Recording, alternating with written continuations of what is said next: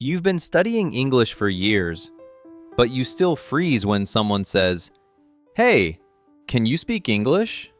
Yeah, been there.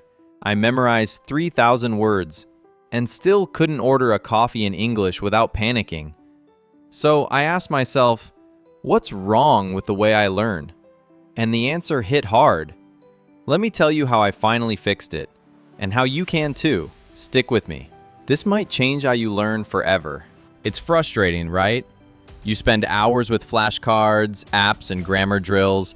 You know the words on the page, but when the moment comes to speak, your mind blanks. I remember one time in a cafe, whatever that, I wanted to order, but my mouth just froze. The words I knew vanished like smoke. It's like there's a wall between knowing English and using it.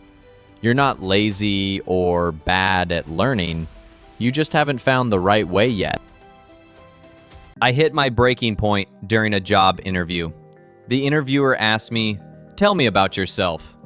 I panicked and stumbled, saying something that barely made sense. That moment shook me. I looked at my notebooks and apps, all those words I learned, but none helped me speak confidently. That's when I realized, memorizing words doesn't mean you own them. I needed a system that trains me to use English, not just memorize it. Today on From Me to English, I'll share the system that changed everything for me. It's called the C.A.S. method, and it's the reason I can speak English with confidence now. Let's break it down. C is for content. Instead of memorizing apple equals apple, you surround yourself with the word in action. You hear it in a video. She grabbed an apple before heading to work. You see it in a movie, in a podcast, in a conversation.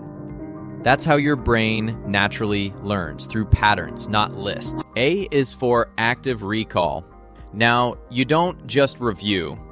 You challenge your brain to bring the word back from memory. Cover the word. Try to use it in your own sentence. Speak it. Write it. Struggle a little. That struggle is what makes the memory stronger. S is for spaced repetition. You revisit the word just before you forget it. Not every day, not once a week. There's a timing to it, like watering a plant. Not too often, not too little. This is how your memory sticks for life. Once I started learning this way, everything changed. I didn't need to, quote-unquote, study vocabulary anymore. Words came to me naturally because they were part of my world. For example, I remember practicing the sentence, "Can I get a small iced coffee to go?" End quote. At first, I just repeated it slowly, like a robot. Then I imagined myself at the cafe, ordering with confidence. I even practiced saying it excitedly, like I really wanted that coffee.